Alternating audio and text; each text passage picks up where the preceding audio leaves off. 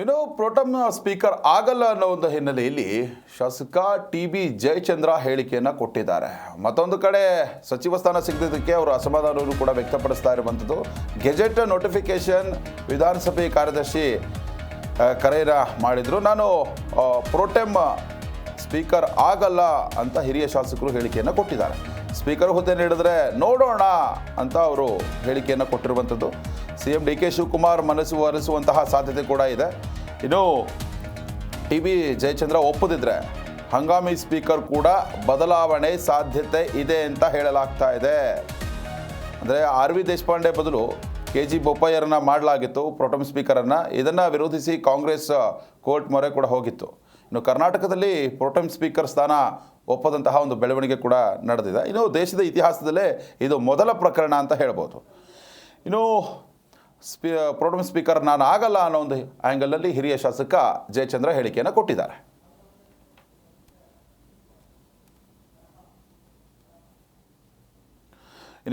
ಈ ಬಗ್ಗೆ ಹೆಚ್ಚಿನ ಡೀಟೇಲ್ಸ್ ನೀಡ್ತಾರೆ ನಮ್ಮ ಸೀನಿಯರ್ ಕರೆಸ್ಪಾಂಡೆಂಟ್ ಜನಾರ್ದನ್ ಹೆಬ್ಬಾರ್ ದೂರವಾಣಿ ಸಂಪರ್ಕದಲ್ಲಿದ್ದಾರೆ. ಹೆಬ್ಬಾರ್, ಸಾಕಷ್ಟು ಡೆವಲಪ್ಮೆಂಟ್ ಕಾಂಗ್ರೆಸ್ ಪಾರ್ಟಿಯಲ್ಲಿ ನಡೀತಾ ಇರುವಂಥದ್ದು. ಈಗ ಅದರ ಮುಂದುವರಿದ ಭಾಗವಾಗಿ ಟಿ.ಬಿ. ಜಯಚಂದ್ರ ಅವರು ಒಂದು ಹೇಳಿಕೆಯನ್ನು ಕೊಟ್ಟಿದ್ದಾರೆ. ಏನೋ CM ಏನಾದ್ರೂ ಮನವೊಲಿಸುವಂತಹ ಸಾಧ್ಯತೆ ಇದೆಯಾ? ಟಿ.ಬಿ. ಜಯಚಂದ್ರ ಅವರ ಮುಂದಿನ ನಡೆ ಏನು ಅಂತ, ಅವರು ಸಚಿವ ಸ್ಥಾನ ಸಿಗದಿದ್ದಕ್ಕೆ ಅಸಮಾಧಾನಗೊಂಡಿದ್ದಾರಾ ಅಂತ? ವಿಶ್ವನಾಥ್, ನೀವು ಹೇಳಿದಾಗೆ ನಿನ್ನೆ ದಿನ ಸಾಕಷ್ಟು ಗೊಂದಲ ಆಯ್ತು. ಸಚಿವರ ಪಟ್ಟಿಯಲ್ಲಿ ಬದಲಾವಣೆ ಸಾಕಷ್ಟು ಬಾರಿ ಆಯ್ತು. ಈ ಗೊಂದಲಗಳ ನಡುವೆಯಲ್ಲಿ ಒಂದಷ್ಟು ಜನ ಅಸಮಾಧಾನಿತ ಶಾಸಕರು ಸಚಿವ ಸ್ಥಾನ ಸಿಕ್ಕಿಲ್ಲ ಅಂತ ಹೇಳಿ ಸಭೆಯನ್ನ ನಡೆಸಿದ್ರು.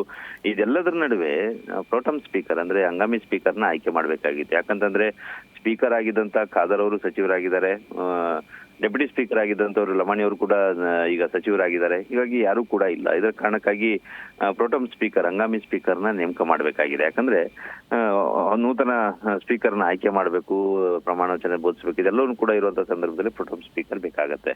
ಇಲ್ಲಿ ಸಾಮಾನ್ಯವಾಗಿ ಪದ್ಧತಿ ಏನಿರುತ್ತೆ ಅಂದ್ರೆ ಹಿರಿಯ ಶಾಸಕರೊಬ್ಬರನ್ನ, ಅಂದ್ರೆ ಆಡಳಿತ ಪಕ್ಷ ಇರ್ಬೋದು ಅಥವಾ ವಿರೋಧ ಪಕ್ಷ ಇರ್ಬೋದು, ಯಾವುದೇ ಪಕ್ಷದಲ್ಲಿರುವಂತಹ ಹಿರಿಯ ಶಾಸಕರೊಬ್ಬರನ್ನ ಪ್ರೋಟಮ್ ಸ್ಪೀಕರ್ ಆಗಿ ನೇಮಕ ಮಾಡೋ ಪದ್ಧತಿ ಇರುತ್ತೆ. ಅದೇ ರೀತಿಯಲ್ಲಿ ಸರ್ಕಾರದ ಮನವಿ ಮೇರೆಗೆ ರಾಜ್ಯಪಾಲರು ಈಗ ಪ್ರೋಟಮ್ ಸ್ಪೀಕರ್ನ ಇದ್ದವ್ರು ಅಂತ ಹೇಳಿ ಶಿಫಾರಸ್ ಮಾಡಿ ಆಯ್ಕೆ ಆಗಿದೆ. ಗೆಜೆಟ್ ನೋಟಿಫಿಕೇಶನ್ ಕೂಡ ಆಗಿದೆ. ನಿನ್ನೆ ಟಿ.ಬಿ. ಜಯಚಂದ್ರ ಅವರಿಗೆ ಖುದ್ದಾಗಿ ವಿಧಾನಸಭೆ ಸೆಕ್ರೆಟರಿ ಅವರು ಕರೆ ಮಾಡಿ ನಿಮ್ಮನ್ನ ಪ್ರೋಟಮ್ ಸ್ಪೀಕರ್ ಮಾಡಿದ್ದಾರೆ ಅಂತ ವಿಚಾರವನ್ನು ಕೂಡ ತಿಳಿಸಿದ್ದಾರೆ. ಈ ವೇಳೆಯಲ್ಲಿ ಸ್ಪಷ್ಟವಾಗಿ ನಿರಾಕರಿಸಿದ್ದಾರೆ ಟಿ.ಬಿ. ಜಯಚಂದ್ರ ಅವರೊಂದು ಮಾಹಿತಿ ಲಭ್ಯ ಆಗಿದೆ.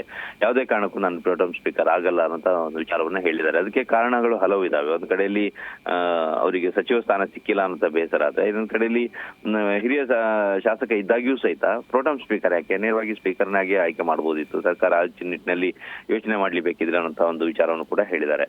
ಇದರಿಂದಾಗಿ ಇನ್ನಷ್ಟು ಗೊಂದಲಗಳು ಈಗ ಸರ್ಕಾರದ ನಡುವೆ ಶುರುವಾಗಿದೆ. CM ಏನಾದ್ರೂ ಇವರು ಮನವೊಲಿಸುವಂತ ಪ್ರಯತ್ನ ಮಾಡ್ತಾರ ಅನ್ನೋಂಥದ್ದು ಗೊತ್ತಿಲ್ಲ.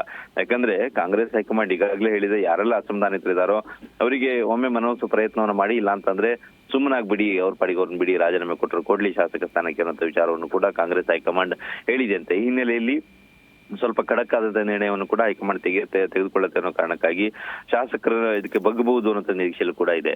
ಈಗ ಒಂದು ಕಾರಣಕ್ಕಾಗಿ ಟಿ.ಬಿ. ಜಯಚಂದ್ರ ಅವ್ರನ್ನ ಡಿ.ಕೆ. ಶಿವಕುಮಾರ್ ಅವರು ಮಾತಾಡಿಸಿ ಅವ್ರನ್ನ ಮನವೊಲಿಸೋಕೆ ಪ್ರಯತ್ನ ಮಾಡ್ತಾರ, ಅಥವಾ ಅವ್ರ ಬಳಗ ಈಗ ದೊಡ್ಡದಾಗ್ತಾ ಇದೆ. 18-20 ಜನರಿಗಿಂತ ಹೆಚ್ಚು ಜನ ಶಾಸಕರು ಅಸಮಾಧಾನಿತರು ಒಟ್ಟಾಗಿ ಸೇರ್ತಾ ಇದ್ದಾರೆ. ಈ ನಡುವೆಯಲ್ಲಿ ಇದೊಂದು ಗೊಂದಲ ಮತ್ತೆ ಶುರುವಾಗಿದೆ. ಪ್ರಥಮ ಬಾರಿಗೆ ದೇಶದ ಇತಿಹಾಸದಲ್ಲಿ ಪ್ರಥಮ ಬಾರಿಗೆ ಪ್ರೋಟಮ್ ಸ್ಪೀಕರ್ನ ಆಯ್ಕೆ ಮಾಡಿದ ನಂತರದಲ್ಲಿ ಅದನ್ನು ಕೂಡ ಬದಲಾವಣೆ ಮಾಡಬೇಕಂತ ಪರಿಸ್ಥಿತಿ ಬರುತ್ತಾ ಅನ್ನೋದು ಸನ್ನಿವೇಶ ಕಾಣಿಸ್ತಾ ಇದೆ. ಈ ಎಲ್ಲಾ ಸಮಸ್ಯೆಗೆ CM ಯಾವ ರೀತಿ ಪರಿಹಾರ ಕಂಡುಕೊಳ್ತಾರೋ ಗೊತ್ತಿಲ್ಲ. ಆದ್ರೆ ಈ ರೀತಿಯ ಒಂದು ಬದಲಾವಣೆ ಆದ್ರೆ ದೇಶದ ಇತಿಹಾಸದಲ್ಲಿ ಇದು ಇತಿಹಾಸ ಪುಟದಲ್ಲಿ ದಾಖಲಾಗಿ ಉಳಿಯುತ್ತೆ. ಈ ರೀತಿಯಾಗಿ ಪ್ರೋಟಮ್ ಸ್ಪೀಕರ್ನ ಬದಲಾವಣೆ ಮಾಡಿದಂತ ಉದಾಹರಣೆ ಎಲ್ಲಿಯೂ ಕೂಡ ಇಲ್ಲ. ಅಂದ್ರೆ ಅವರು ಒಪ್ಪದೆ ಬದಲಾವಣೆ ಮಾಡಿದಂತ ಉದಾಹರಣೆ ಇಲ್ಲ. ಪ್ರೋಟಮ್ ಸ್ಪೀಕರ್ನ ಆಯ್ಕೆ ಮಾಡಿ ಅವರನ್ನ ಒಪ್ಪದೇ ಇರುವಂತ ಉದಾಹರಣೆ ಇದೆ. ಹಿಂದೆ ಕರ್ನಾಟಕದಲ್ಲೇ ಆಗಿತ್ತು. R.V. ದೇಶಪಾಂಡೆ ಅವ್ರನ್ನ ಪ್ರೋಟಮ್ ಸ್ಪೀಕರ್ ಮಾಡಬೇಕು, ಅವರು ಹಿರಿಯರು ಇದ್ದಾರೆ ಅನ್ನೋಂತ ಆಗ್ರಹವನ್ನ ಕಾಂಗ್ರೆಸ್ ಮಾಡಿತ್ತು. ಆದ್ರೆ ಬಿಜೆಪಿ ಶಾಸಕರಾಗಿದ್ದಂತ KG ಬೋಪಯ್ಯ ಅವ್ರನ್ನ ಆಯ್ಕೆ ಮಾಡಲಾಗಿತ್ತು ಪ್ರೋಟಮ್ ಸ್ಪೀಕರ್ ಆಗಿ. ಇದು ಕೋರ್ಟ್ ಮೆಟ್ಟಲ್ ಕೂಡ ಹತ್ತುವಂತ ಕೆಲಸ ಆದ್ರೂ ಸಹಿತ ಕೋರ್ಟ್ ಈ ವಿಚಾರದಲ್ಲಿ ಮಧ್ಯಪ್ರವೇಶ ಆಗಲ್ಲ, ಅದೇನು ಪ್ರಕ್ರಿಯೆ ಇದೆ ಮುಗಿಸಿ ಅನ್ನೋಂಥ ವಿಚಾರವನ್ನ ಹೇಳಿತ್ತು. ಹಾಗಾಗಿ ಈ ಎಲ್ಲಾ ಬೆಳವಣಿಗೆಯನ್ನು ನೋಡ್ತಾ ಹೋದಾಗ ಕರ್ನಾಟಕದ ಇತಿಹಾಸದಲ್ಲಿ ನಿನ್ನೆ ನಡೆದಂತ ಬೆಳವಣಿಗೆಗಳು ಮತ್ತೆ ಇವತ್ತು ಆಗಬಹುದಾದಂತಹ ಸಾಧ್ಯತೆಗಳನ್ನ ನೋಡಿದಾಗ ಇತಿಹಾಸ ಪುಟದಲ್ಲಿ ದಾಖಲಾಗುವಂತಹ ಕೆಲ ಘಟನೆಗಳು ನಡೆಯುತ್ತಾ ಅನ್ನೋಂಥ ಕುತೂಹಲ ಕಾಣಿಸ್ತಾ ಇದೆ. CM ಈ ಒಂದು ವಿಚಾರವನ್ನು ಯಾವ ರೀತಿಯಲ್ಲಿ ನಿಭಾಯಿಸ್ತಾರೆ, ಮನವೊಲಿಸ್ತಾರ, ಏನ್ ಮಾಡ್ತಾರೆ ಅನ್ನೋದು ಈಗ ಇರುವಂತಹ ಕುತೂಹಲ. ವಿಶ್ವನಾಥ್, ಮತ್ತೊಂದು ಪ್ರಶ್ನೆನೆಂದು, ನಿನ್ನೆ ಕೂಡ ಕೊನೆ ಗಳಿಗೆಯಲ್ಲಿ ಮಂಕಾಳ ವೈದ್ಯ ಅವ್ರನ್ನ ಕೈ ಬಿಟ್ಟು ಟೈಪಿಂಗ್ ಮಿಸ್ಟೇಕ್ ಆಗಿದೆ, ಟೈಪಿಂಗ್ ಎರರ್ ಆಗಿದೆ ಅಂತ ಹೇಳ್ಬಿಟ್ಟು ದಾವಣಗೆರೆ ಉತ್ತರ ಶಾಸಕ ಏನು ಎಸ್ ಎಸ್ ಮಲ್ಲಿಕಾರ್ಜುನ್ ಇದ್ದಾರೆ, ಅವರಿಗೆ ಸಚಿವ ಸ್ಥಾನ ಕೊಡುತ್ತೆ ಹೈಕಮಾಂಡ್. ಈಗ ಜಿ ಎಸ್ ಪಾಟೀಲ್ ಅವರನ್ನ ಈಗಾಗಲೇ ಆ ಸ್ಪೀಕರ್ ಹುದ್ದೆಗೆ ನೇಮಕ ಮಾಡಿಬಿಟ್ಟಿದೆ. ಏನಾದ್ರೂ ಕೂಡ ಬದಲಾವಣೆ ಮಾಡಿದ್ರೆ ನಗೆ ಪಾಟೀಲಿಗೆ ಈಡಾಗಲ್ವಾ ಅಂತ ಕಾಂಗ್ರೆಸ್ಸು? ಖಂಡಿತ ನಿನ್ನೆ ಆಗಿರುವಂತ ಗೊಂದಲಗಳೇ ಸಾಕಷ್ಟು ನಗೆಪಾಟಲ್ಲಿ ಕಾರಣ ಆಗಿದೆ. ಜನಸಾಮಾನ್ಯರು ಸಹಿತ ಇದನ್ನು ಪ್ರಶ್ನೆ ಮಾಡೋ ರೀತಿಯಲ್ಲಾಗಿದೆ. ಯಾಕೆ ಈ ರೀತಿಯಲ್ಲಿ ಗೊಂದಲ, ಇಷ್ಟೊಂದು ಮಟ್ಟಿಗೆ ಗೊಂದಲ ಅಂತ ಹೇಳಿ. ಸಚಿವ ಪಟ್ಟಿ, ಸ್ಥಾನ ಪಟ್ಟಿ ಎರಡೆರಡು ಬಾರಿ, ಮೂರು ಬಾರಿ ಬದಲಾಗತ್ತೆ. ಇದೆಲ್ಲವೂ ಕೂಡ ಯಾಕೆ ಸರ್ಕಾರ ಅಥವಾ ಹೈಕಮಾಂಡ್ ಮಟ್ಟದಲ್ಲಿ ಇದನ್ನ ತಕ್ಷಣಕ್ಕೆ ಒಂದೇ ಪಟ್ಟಿಯನ್ನು ಮಾಡಿ ಕಳಿಸುವಂತ ಪ್ರಕ್ರಿಯೆ ಸಾಧ್ಯ ಆಗಿಲ್ವ ಅಂತ ಪ್ರಶ್ನೆಯನ್ನು ಬಂದಿದೆ. ಅದಕ್ಕೆ ಸಿಎಂ ಉತ್ತರ ಕೊಡ್ತಾ ಹೇಳಿದ್ರು, ನಾನು ಕಳಿಸಿದ್ದು ಒಂದೇ ಪಟ್ಟಿ, ಆಮೇಲೆ ಉಳಿದಿದ್ದು ಯಾರ್ಯಾರೋ ಲೀಕ್ ಮಾಡಿದ್ದು ಅದು ನಮ್ಗೆ ಗೊತ್ತಿಲ್ಲ, ಅದೆಲ್ಲವೂ ಕೂಡ ಅವ್ರವ್ರು ಮಾಡ್ಕೊಂಡಿದ್ದು ಅನ್ನೋ ವಿಚಾರವನ್ನು ಹೇಳ್ತಾ ಇದ್ರು. ಆದ್ರೆ ವಾಸ್ತವದಲ್ಲಿ 2-3 ಹೆಸರುಗಳು ಬದಲಾಗಿದ್ದು ನಿನ್ನೆ ಕೂಡ ನೋಡಿದೀವಿ. ಗಾಯತ್ರಿ ಶಾಂತೇಗೌಡ ಹೆಸರು ಬದಲಾಗಿದೆ, ಮಂಕಾಳು ವೈದ್ಯ ಹೆಸರು ಬದಲಾಗಿದೆ. ಈ ರೀತಿಯಲ್ಲಿ 2-3 ಹೆಸರನ್ನ ಸೇರಿಸೋದು ತೆಗೆಯೋದು ಆಗಿದೆ. ಈಗ ಅದೇ ರೀತಿಯಲ್ಲಿ ಮೊದಲನೇದಾಗಿ ಸ್ಪೀಕರ್ ಸ್ಥಾನಕ್ಕೆ ಅಥವಾ ಸಭಾಪತಿ ಸ್ಥಾನಕ್ಕೆ ಯಾರು ಅನ್ನೋದನ್ನ ಹೈಕಮಾಂಡ್, ಯಾವುದೇ ರಾಜಕೀಯ ಪಕ್ಷದ ಹೈಕಮಾಂಡ್, ರಾಜಕೀಯ ಪಕ್ಷಗಳು ಅದನ್ನ ನಿರ್ಧರಿಸಬಾರದು ಹೊರಗಡೆಯಲ್ಲಿ. ಆದಾಗ್ಯೂ ಸಹಿತ ಕಾಂಗ್ರೆಸ್ ಹೈಕಮಾಂಡ್ ಪಾಟೀಲ್ ಅವರ ಹೆಸರನ್ನ ಸೂಚಿಸಿಬಿಟ್ಟಿತ್ತು. ಸಭಾಪತಿ ಸ್ಥಾನಕ್ಕೂ, ಸ್ಪೀಕರ್ ಸ್ಥಾನಕ್ಕೂ ಮತ್ತೆ ಡೆಪ್ಯೂಟಿ ಸ್ಥಾನಕ್ಕೂ ಹೇಳ್ಬಿಟ್ಟಿತ್ತು. ಇದು ಸಂವಿಧಾನಿಕವಾಗಿ ವಿರೋಧ ಆದ್ರೂ ಸಹಿತ ಅವ್ರು ಹೇಳ್ಬಿಟ್ಟೆ ಆಗಿದೆ ಈಗಾಗಲೇ. ಅದರ ನಡುವೆಯಲ್ಲಿ ಈಗ ಪ್ರೋಟಮ್ ಸ್ಪೀಕರ್ ವಿಚಾರ ಬಂದಾಗ ಸ್ಪೀಕರ್ ಸ್ಥಾನವನ್ನೇ ಕೊಟ್ಟರೆ ಹೋಗ್ತೀನಿ ಅಂತ ಹೇಳಿ ವಿಜಯ್ ಚಂದ್ರ ಅವ್ರು ಹೇಳ್ತಾ ಇರುವಾಗ ಅದನ್ನೂ ಕೂಡ ಬದಲಾವಣೆ ಮಾಡುವಂತ ಸಾಧ್ಯತೆ ಇಲ್ಲ ಅಂತ ಹೇಳಲಿಕ್ಕೆ ಸಾಧ್ಯ ಇಲ್ಲ. ಯಾಕಂದ್ರೆ ಪಾಟೀಲ್ ಅವರು, ಜಿ ಎಸ್ ಪಾಟೀಲ್ ಅವರು ಸಹಿತ ಅಷ್ಟೊಂದು ಆಸಕ್ತಿ ಇಲ್ಲ ಸ್ಥಾನಕ್ಕೆ ಅನ್ನೋಂಥ ಮಾಹಿತಿ ಇದೆ. ಈ ಒಂದು ಕಾರಣಕ್ಕಾಗಿ ಇದನ್ನೂ ಬದಲಾವಣೆ ಮಾಡಿದ್ರೆ ಮತ್ತೊಮ್ಮೆ ನಗೆ ಪಾಟೀಲಿಗೆ ಕಾರಣ ಆಗತ್ತೆ.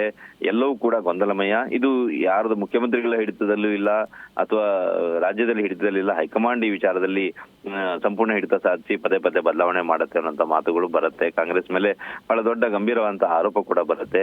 ಈ ಒಂದು ಗೊಂದಲಕ್ಕೆ ಅಥವಾ ನಗೆ ಪಾಟೀಲಿಗೆ ಈಡಾಗದೇ ಇರೋ ರೀತಿಯಲ್ಲಿ ಸಿಎಂ ಏನಾದ್ರೂ ಪ್ರಯತ್ನ ಪಟ್ಟರೆ ಮಾತ್ರ ಕಾಂಗ್ರೆಸ್ಗೆ ಒಂದು ಗೌರವ ಉಳಿಯುತ್ತೆ, ಸರ್ಕಾರಕ್ಕೂ ಕೂಡ ಇದು ಗೌರವ ತರುವಂತ ಕೆಲಸ ಆಗತ್ತೆ. ವಿಶ್ವನಾಥ್, ಧನ್ಯವಾದ ಹೆಬ್ಬಾರ್ ತಮ್ಮೆಲ್ಲ ಡೀಟೇಲ್ಸ್ಗಾಗಿ.